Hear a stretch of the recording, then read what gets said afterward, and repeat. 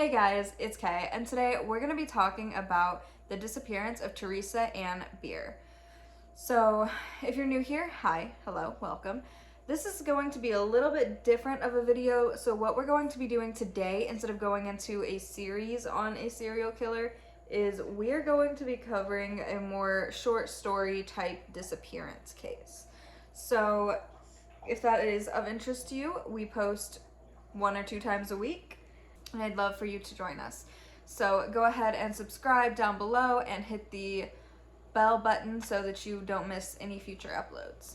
What started as a fun camping trip in the Sierra Nevada mountains would leave 16-year-old Theresa Ann Bier missing. Her family's life forever changed. On June 1st, Theresa and Russell Skip Welch became separated while on a camping trip in the Sierra Nevada mountains. They had gone to look for Bigfoot. Welch would be charged with abducting Theresa, but the charge would be later dismissed. Welch went camping with Theresa near Shut-Eye Peak, 25 miles northeast of Bass Lake in California. He would be questioned by police when he returned from his trip without her. He tried to explain that Bigfoot had abducted her. However, the police just weren't buying it and suspected foul play. No evidence has turned up in the search for Theresa. So, who was Theresa? Her parents didn't really provide a safe and loving home for her and her siblings. Her mother was abusive toward her children. When Theresa was about 3, she would end up in the hospital having been severely injured. Surely, her mother had twisted Theresa's legs around the crib slots until they broke. She also beat her, leaving several ribs broken. Social services would step in and take Theresa and her sisters away from her parents. Theresa was placed in foster care, and a church friend took her and her sister in. However, a few years later, David, Theresa's father, decided that he wanted custody of his children, since he'd separated from their mother and had remarried. David was granted custody of his daughters, and they moved to Southern California. Their new stepmother, Margie, who had 2 kids from a previous marriage, was abusive toward her daughters as well as Theresa. Margie would lock the fridge, sit and eat her lunch, and feed her kids nothing. Theresa would eventually move back to Fresno to live with her great-grandmother. Shortly after, her uncle, Johnny Richmond, would gain custody of Theresa. John would often make Theresa miss school to babysit his boys, and it was said around this time that he and his friends would sexually abuse her. Poor girl just cannot catch a break and get a nice family to live with. Even though it's her family, she just cannot catch a break. In early June 1987, Theresa told her friends, Peggy and Janice, that she was going to go to the Sierra Nevada mountains with a man she recently met. She let her friends know that she would have to miss school for this. The man she was talking about was 43-year-old Russell Welch. He was a house painter who was obsessed with Bigfoot and had claimed to see it many times. Russell went by the name Skip. He was addicted to meth and lived off disability checks. On the morning of June 1st, 1987, Skip arrived at Theresa's uncle's house, as the two knew each other.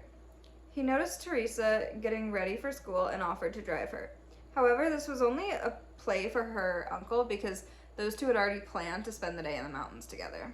Later that day, Johnny would receive a call from Theresa's school that she'd never arrived. He told them that she was homesick and spent the day searching for her. This would have worried me as a parent. Why tell the school that your child is homesick if you know that they were supposed to be at school that day? I would have told them, she should be there.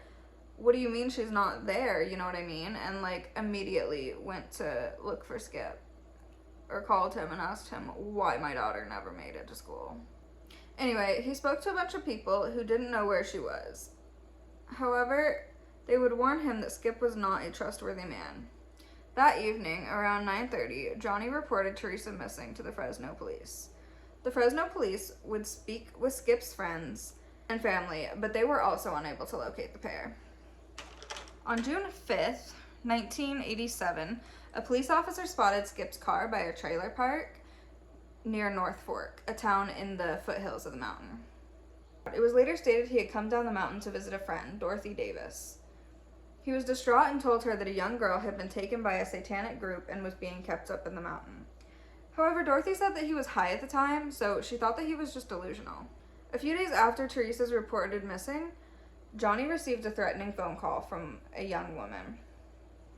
She told him that Skip had a pistol, and if he kept causing trouble for him, that more trouble would come and his kids may even get hurt. She also wanted Johnny to tell the police that Skip had taken Theresa to school and that an unknown blonde woman had picked her up from there. 5 days later, police were able to find Skip at his mother's house in Fresno. He was arrested on a previous drunk driving incident. During questioning, Skip spoke very seriously about Bigfoot and claimed that there were lots of them living in the mountains. He stated that he'd communicated with them several times. When he was questioned about Theresa, however, his story would change several times. He insisted on calling her Sam, which was a nickname that he had given her. At first, he said he dropped her off at school, but then would admit that they had gone to the mountains to chase Bigfoot.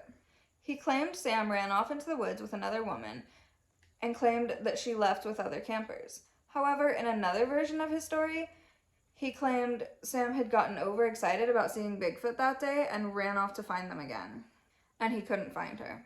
Skip said Theresa would not return because she was happier with the Bigfoot community in the mountains than she was at her home. He agreed to show police where their campsite was. Police state that the campsite they were led to, though, was staged by Skip, and they guessed the real campsite was 20 miles away from where he had led them. They would search the meadow and the canyon. They also had a helicopter search the area, which found a blue shirt on the hillside above Browns Creek Camp. It was a blue shirt with meth in the pocket, and it belonged to Skip. They also brought bloodhounds out to search the area, but no other clues were ever found. Skip would be charged with child endangerment and child stealing. However, 3 days before his trial, the charge of child stealing would be dropped. They offered a 1-year sentence if Skip signed a waiver that if Theresa's body were ever found, they could charge him with murder, but Skip would refuse to sign that. So ultimately, the charges were dropped on fear of double jeopardy. If they ever did find her body, they wanted to be able to charge him for murder. But her body was never found. So that is the case of Theresa and Bier. So if you guys like that story, please leave a like and let me know down in the comments. That way I can continue doing these sorts of stories. I feel like they're just a little lighter than the series on the serial killers. And even though their disappearances or, some of them that I want to cover are a little bit graphic, they do involve certain things or serial killers, I do feel like it is a little bit lighter to be talking about. So if you guys want these instead, please let me know down below and I can definitely continue or start working on some more of these for you guys. And of course, if you have any cases that you want to see talked about or any serial killers you want to see discussed, please let me know down in the comments and I will start working on those as well. Until next time.